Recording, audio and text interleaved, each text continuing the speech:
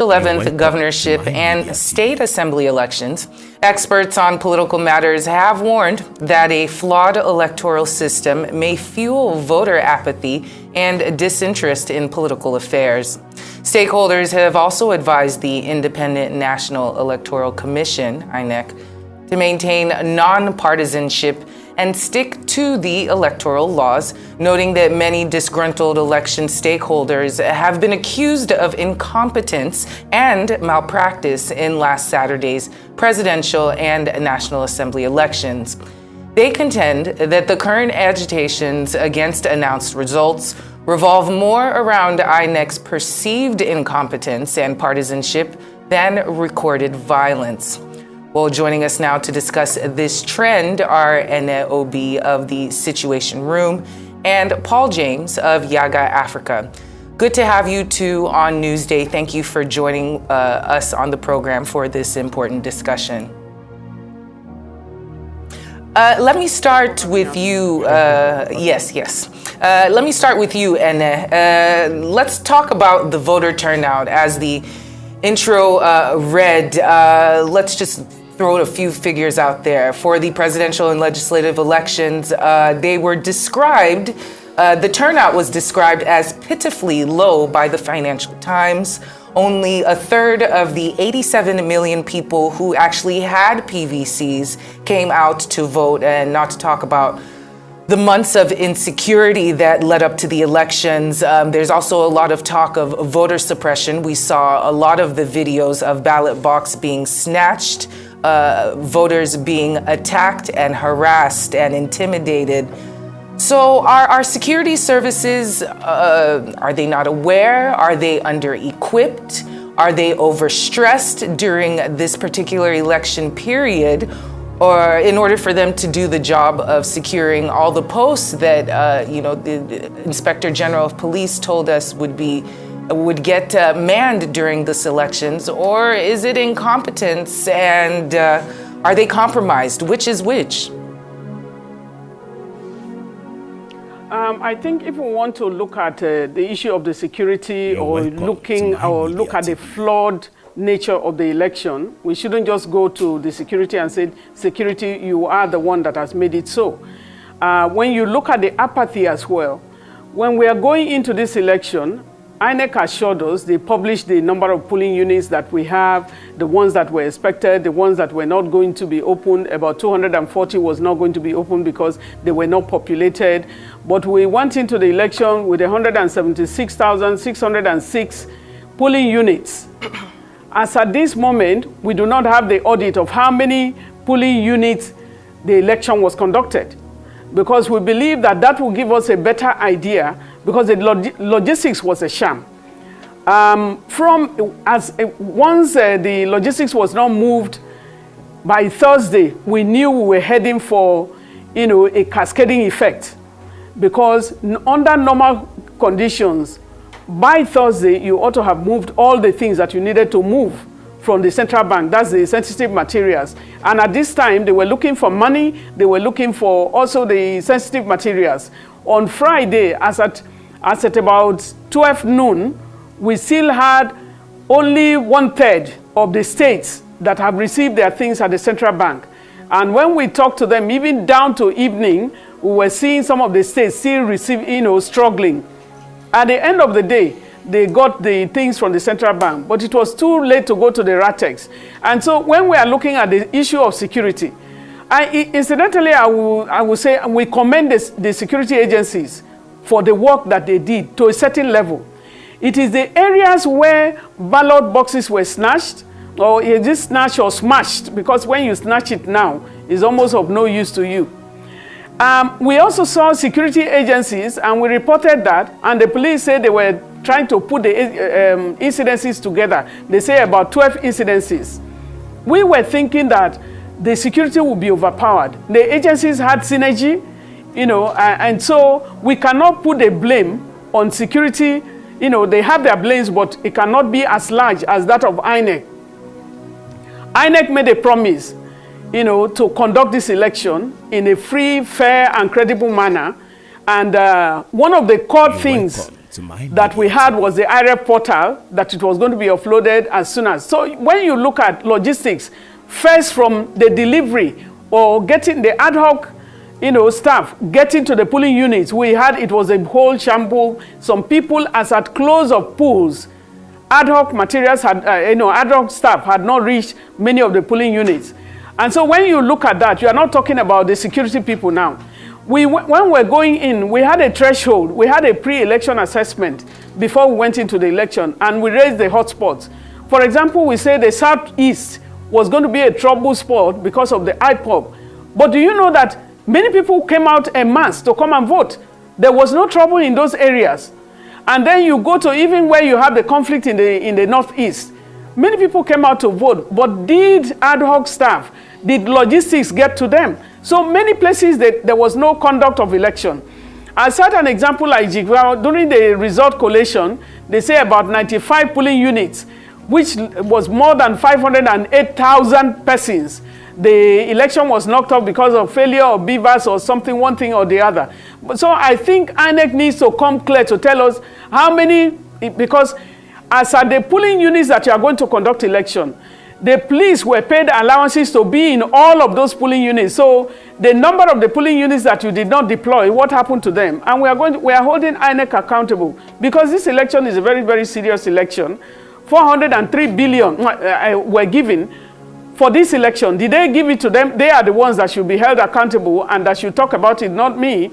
But INEC, up till this moment, locked themselves down in terms of communication. They have not talked to Nigerians. What happened? You made a promise, the INEC chairman made a promise to Nigerians. And we are at a tech age. The young people are monitoring. It's not only INEC that collect, numbers. Everybody is interested to see, because it's a lesson in democracy when you are deepening democracy. And so we cannot hold, the security responsible. But again, coming to security, what we had advocated a long time ago because of abuse of human rights is that no security person holds, arms at the polling unit. But at the perimeter, there should be. But did the police have equipment in terms of walkie-talkie to raise alarm when they see, people with arms coming into the station, rather they run for their dear lives? I think that's the aspect that they need to check. They need to be able to look at that. But I can tell you that the logistics was a major, major issue from the beginning, and to cap it up, elections that came in, many people were disenfranchised. They didn't get to the level, so many people queued till night, and they never saw INEC officials. We need to hold them accountable for that. Now, Paul, let me come to you. Despite huge mobilization for voter registration and PVC collection, there was low voter turnout during the presidential election. In fact, some data collation centers have declared it as the lowest since Nigeria's independence. What would you say was responsible for this? That's the first part of my question. There's also fears that there would be voter apathy during the election this Saturday. How do we prevent that? How do we encourage more people to come out and vote, considering how the presidential election turned out? Thank you very much. I think there will be a lot of questions to ask and even to provide immediate answers to. First, on the part of the Election Commission, it gave us a figure before the 2019 election, if you remember, that it had registered 84 million. We went into that election. After the election, we realized a discrepancy of about 1.6 million. This election, INEC said it registered 93 million and had also issued out 87 million PVCs. We saw the turnout on election day. This was also the official figure that INEC presented, 26%. But that is not to say people didn't make attempts in this election. I thought there were attempts to also suppress votes in this election. We have to say it as it is. If you go first on election day about even the commencement of polls, by 7:30, based on the data that we gathered at Yaga Africa, only 27% of location had INEC officials. By 9:30 in the morning, only 44% of location had commenced accreditation and voting. Now, we saw a trend as we have, just like we have seen in 2015 and even in 2019, that in the South-South and the Southeast geopolitical zone, commencement was delayed. For instance, in the Southeast, only 11% of location had INEC officials by 9:30 in the morning. Now, even after polls had commenced, there was an attempt by INEC to give people the chance to be able to participate in this process. But even in the southeast, we had reports, for instance, in Anambra State of locations that started as late as 4 p.m. Again, if you remember, the deployment of beavers was to every polling unit that we observed. In 88% of locations, the beavers functioned throughout the day. In about 8%, it malfunctioned and was replaced. In 2%, it malfunctioned and was not replaced, meaning or implying that voting in that location was suspended to continue the next day. Now, INEC had told Nigerians that it was going to conduct elections in these locations. From our sample, we deployed to a sample of 1,507 that has spread across all the 774 local governments. From our sample, 20 polling units, INEC did not conduct election, and INEC told Nigerians to return the next day for the election. We returned on February the 26th. 13 of the 20 polling units did not see INEC officials. The other 7 polling units, INEC did show up, but they showed up late. Now, this is just one point. Paul, allow me to interrupt you. Apologies. Allow me to interrupt you. We will come back to you after. Welcome back to Newsday. Our guests are still with us in our Abuja studio, NLB of the Situation Room, and Paul James of Yaga Africa. Now, Paul, before we took a look at the markets, you were talking about how to prevent voter apathy this Saturday. I'd like you to finish, please. Yeah, so I was saying on the part of the commission, what we saw was also about how they apply some of the guidelines or the rules of the election. For instance, even in the usage of the beavers, there were complaints about locations where ordinarily you expect INEC to deploy more than 2 beavers because of the size of the voters. INEC did not deploy enough beavers, and even in some locations, the way and manner the INEC officials used the beavers was questionable. They spent unnecessary time to process just a single voter. Sometimes you even question whether or not the officials were adequately trained on how they are going to use the beavers. I was talking also about the concerns around voter apathy. What we saw even before we went into the election, if you recall during the PVC collection process, there were complaints about INEC officials and their attitude around it. Sometimes you go to this location, you don't find INEC officials.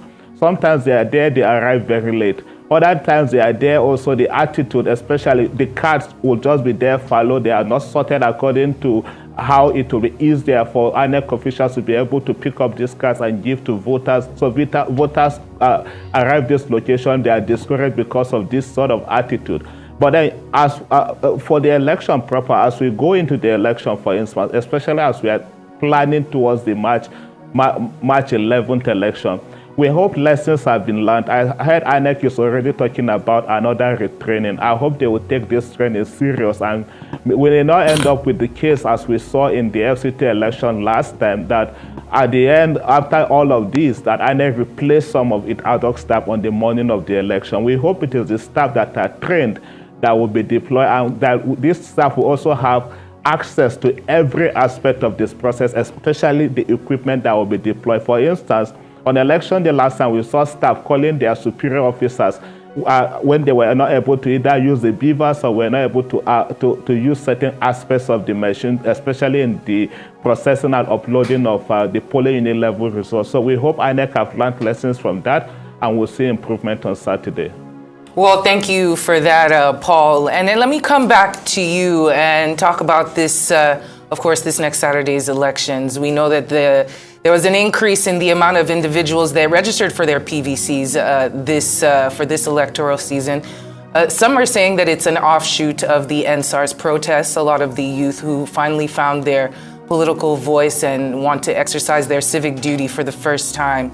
And for those individuals, having not seen a full electoral process play out the way this one has, and I mean, what I mean by play out is the multiple issues of BVAS and IREV and all these other acronyms that seem to have underperformed on the actual day, and then seeing their favorite candidates going to court to battle it out for what they say is their own share of the presidential ticket.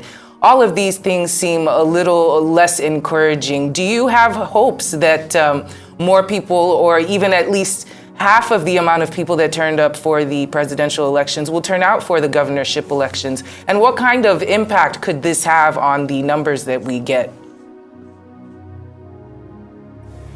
I think going into the election, we had a lot of hope, but we're seeing the kind of hardship that Nigerians were going through, especially because of the issue of cash. You know, that held everybody down. You are doing transfers, even those who have the technology to do transfers and all of that. You do transfer, maybe after 3 days it is returned to you, or you cannot get money. You know, a lot of access issues and hardship, especially knowing that the Nigerian economy is controlled by the informal sector. That was a lot of hard. So when we're going into the election, we thought, you know, we were feeling that maybe not many people would turn out. But the opposite was the case. A lot of people turned out, and they were not able to vote. How do you now mobilize them to go back? We have been appealing for calm, we have been talking, and the issue of transparency and accountability led the young people started trusting again the system, because the coming of the beavers, which was used in all the off-cycle election, starting from Anambra, you have Edo, you have Anambra, you have Ekiti and Oshun. The one in FCT was a shamble, we thought, but when we moved to Ekiti, it worked, and so it showed that people's voices will count.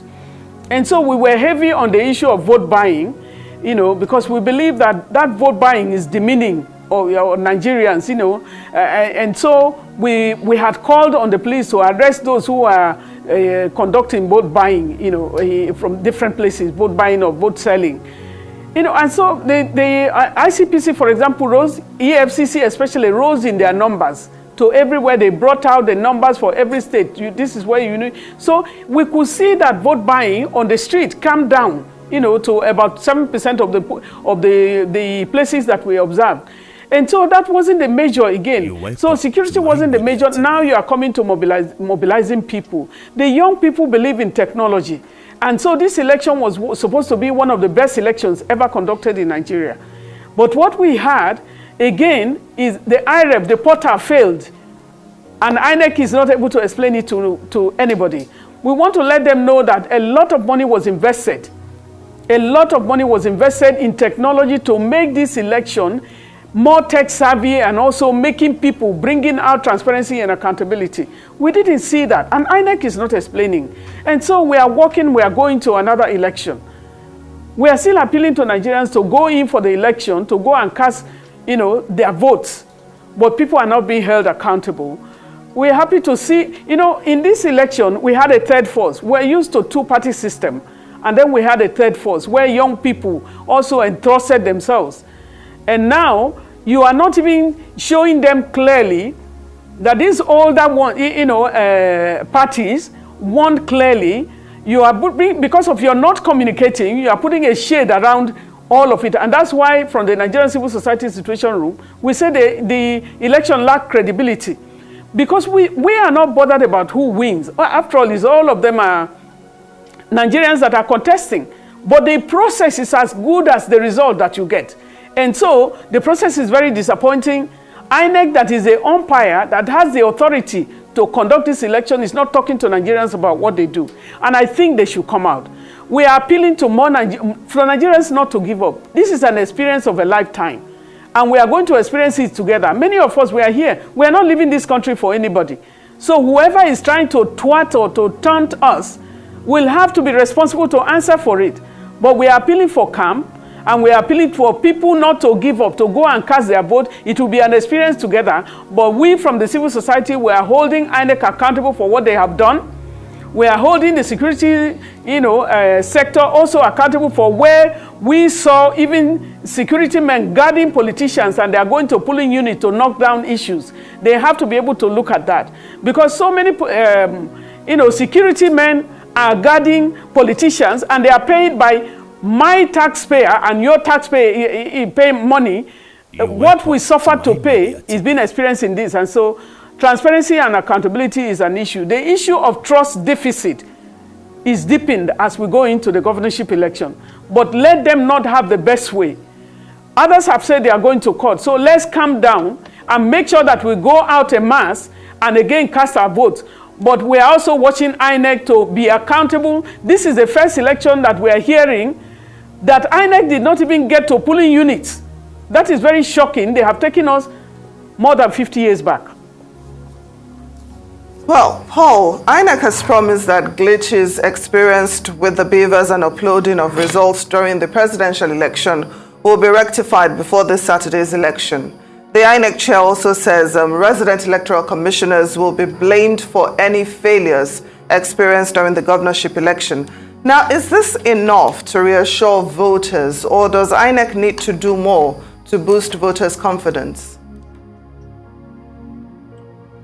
I think what voters will first want to see is sanction from what had happened last Saturday. Nobody has been named, nobody has been shamed, nobody has been apprehended, nobody has been sanctioned up to this moment as we speak.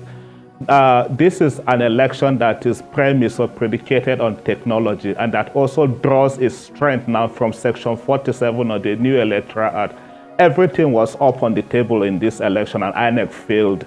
Now, as of this morning, even from the upload of the result that was giving people hope, giving people assurance that INEC could do something different this time, we were still at 92% as of this morning. This is an election that was conducted 1 week ago. Now, this election also, INEC made a commitment before the election that, even based on the Electoral Act now, the conclusion of the election will be determined by the number of PVCs collected. INEC made a commitment that it was going to upload the number of accredited voters at the end of voting, which is supposed to now be on this online portal that Nigerians will see, which also implied that the number of valid vote, invalid vote, and all of that will be drawn from this number of accredited at the end, which is supposed to inspire confidence, which is supposed to be that assurance for especially the young voters. That was not done. That was not possible. Going into this election, it is beyond just the assurance. Now we're already hearing, or we are concerned, especially because of the ongoing legal battle. INEC is already applying whether it could be able to assess these beavers, so that because before the commencement of polls, the beavers is supposed to be returned to an initial state. It is supposed to be set at 0. Now we are barely like 3 or 4 days to the election. We don't know how or when this will be resolved, and we don't know how INEC intend to go about this. This is a fundamental question that we need to ask. But on the part of the young people, like I said, the assurance or the confidence they need from the commission is to see how INEC can remedy whatever was the challenge from last time.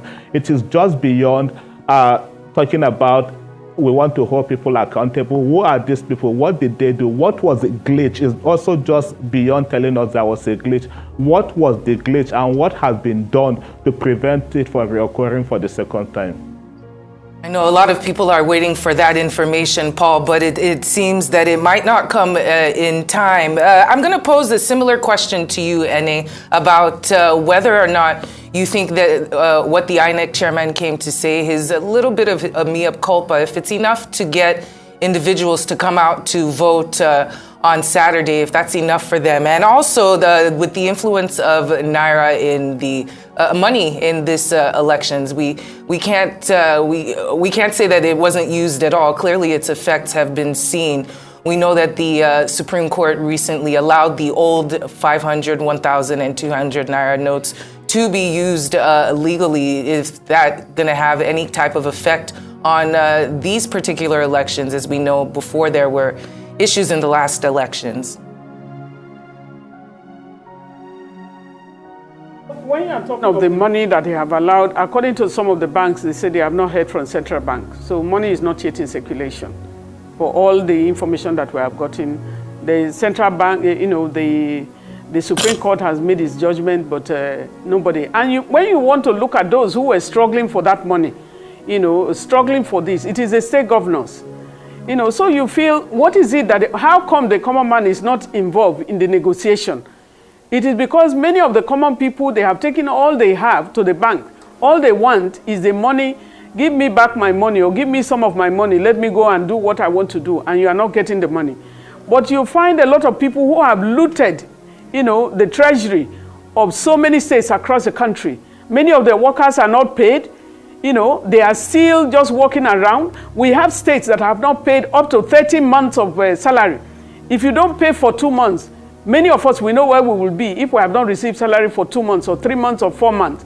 We know how many people are dying because they are not collecting any money. And so it's the same people who have stored money that are seeking for freedom so that they can utilize that money during a governorship or whatever election. But at least we still have the collaboration of the agencies. Some of the agencies are willing to work, and they are doing it. We are seeing them. We have the numbers for EFCC.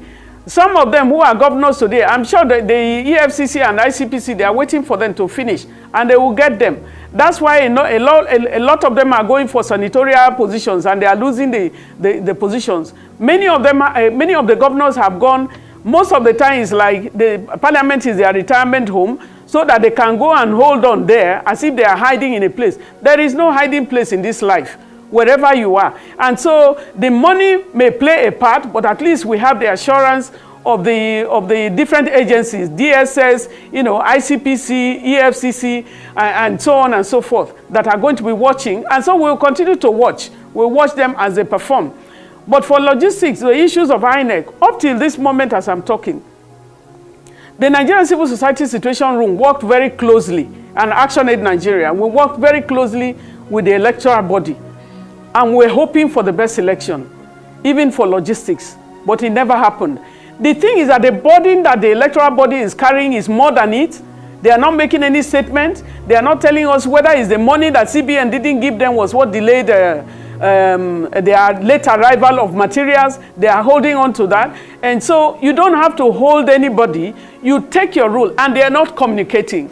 So what is the danger that you are not communicating? You can't tell Nigerians what has happened. You say glitches, just like Paul said. You are having glitches.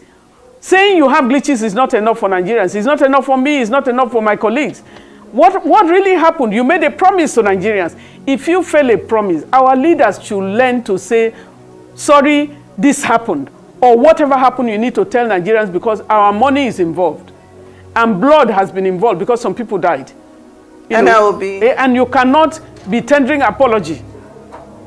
NLB of Situation Room and Paul James of Yaga Africa, thank you so much for joining us for this very important discussion.